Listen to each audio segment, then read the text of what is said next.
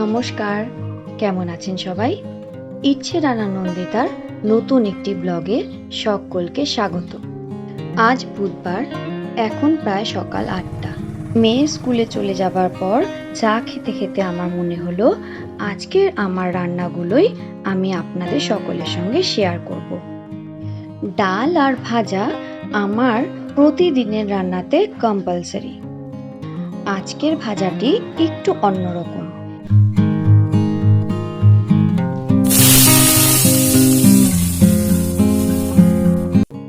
এখানে ছোট ছোট করে কেটে নিয়েছি আলু, কোয়াশ, গাজর, বিনস, অল্প বেগুন আর পেঁয়াজ।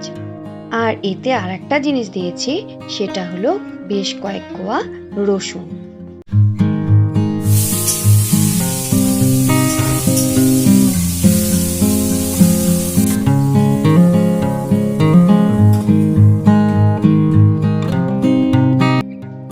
এদিকে ডালেরও সোমবার দিয়ে দিলাম পেঁয়াজ, রসুন, কালো জিরা, শুকনো লঙ্কা দিয়ে।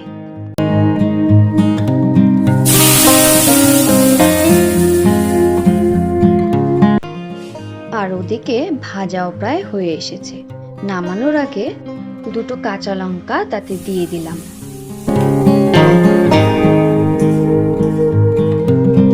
মেয়ের বাবাকে বলেছিলাম মেয়েকে স্কুলে দিয়ে আসার সময় যেন একটু চিংড়ি মাছ নিয়ে আসে। খুব বেশি বড় নয় মাছগুলো, ছোট ছোটই। আর এই সাইজের মাছগুলোই আমি চেয়েছিলাম। বেশ ফ্রেশই ছিল মাছগুলো। এবার ঝটপট হাত চালিয়ে তার সমস্ত খোসাগুলি ছাড়িয়ে ফেললাম।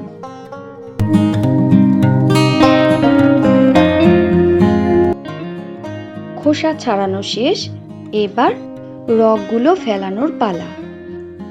বাড়িতে চিংড়ি মাছ নিয়ে এলে এই সেফটি পিনটা দিয়েই আমি চিংড়ি মাছের রগগুলো ফেলি।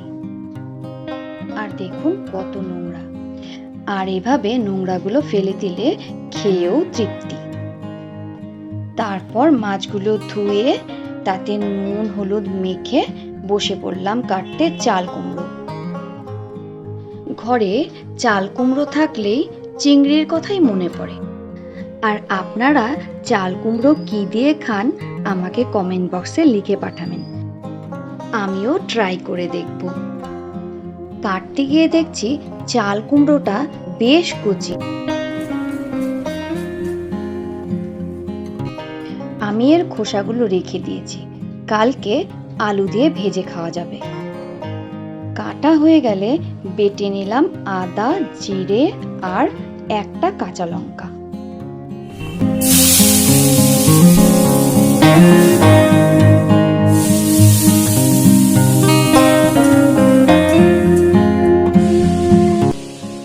মাছগুলো খুব বেশি ভাজিনি।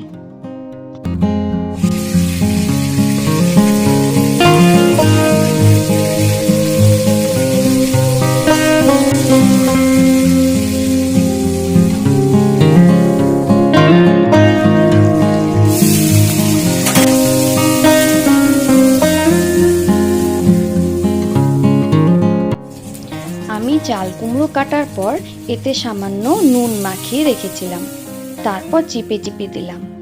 এভাবে করলে চাল কুমড়ো রান্নার পরে যে টক ভাবটা আসে সেটা হওয়ার চান্স থাকে না।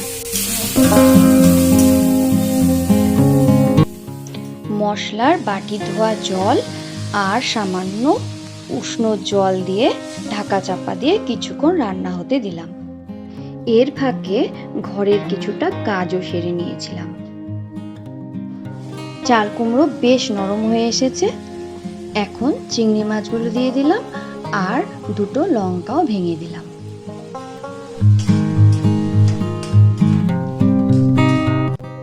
আমার মেয়ে চিংড়ি মাছ খেতে খুব ভালোবাসে, ও বড্ড খুশি হবে আজ। এখন সামান্য চিনি দিয়ে আর খানিকক্ষণ সময় ধরে নেড়ে চেড়ে নামিয়ে ফেললাম। খেতে কিন্তু দারুণ হয়েছিল। আমার মেয়ে চিংড়ি মাছ যেহেতু খুব পছন্দ করে, ও খাওয়ার সময় পাতের কিনারে বেছে বেছে চিংড়ি মাছগুলো রেখে দেয়, পরে খায়। আর এদিকে দুটো ডিম ফাটিয়ে অমলেট ভেজে নেব। সেদ্ধ করে ডিমের ঝোল করলে মেয়ে একেবারে পছন্দ করে না, কিন্তু অমলেট ভেজে তা দিয়ে ঝোল করলে একটু খায়। আমি এখানে 2টো ডিম ভেঙে অমলেটটা করেছি। এখানে কিন্তু 3-4টে ডিম দিয়েও এই পদ্ধতিতে ডিমটি ভেজে নিলে অমলেটটা মোটা হয় এবং ওই মোটা ডিমের অমলেটের ঝোলটা কিন্তু খেতে আরও বেশি দুর্দান্ত হয়। এই ঝোলটা করার জন্য আমি আগে থেকে বেটে রেখেছিলাম আদা, 2টো লাল লঙ্কা আর 2-3 কোয়া রসুন।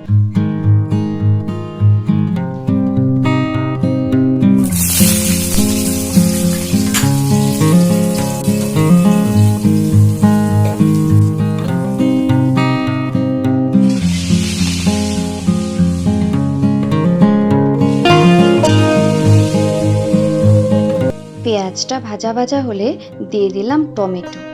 এই টমেটো কিন্তু আমাদের বাড়িতে হয়েছে। আর একটু ভেজে তাতে ওই মশলাগুলি দিয়ে দিলাম। বলতে ভুলে গেছিলাম, আদা রসুন লঙ্কার সঙ্গে আমি কিন্তু জিরেটাও পরে বেটে নিয়েছি। তারপর কষতে শুরু করলাম। একটু লবণ, হলুদ, কাশ্মীরি রেড চিলি পাউডার দিয়ে ভালো করে কষিয়ে নিলাম। তারপর সামান্য গরম জল তাতে ঢেলে দিলাম।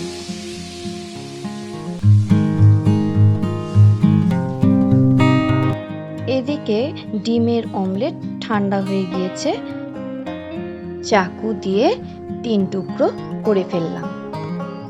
আর ওদিকে ঝোল ফুটে উঠেছে।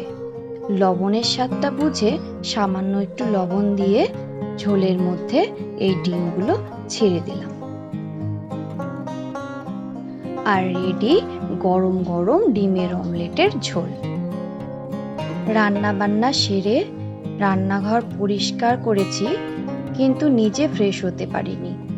মেয়ে তারই মধ্যে চলে এলো।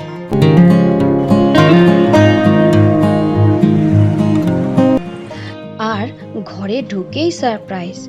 মেয়ে আর বাবা আগেই যুক্তি করে এসেছে আমাকে ঘরে ঢুকেই সারপ্রাইজ দেবে। 2টো সার্টিফিকেট পেয়েছে। একটা ফুল অ্যাটেন্ডেন্সের।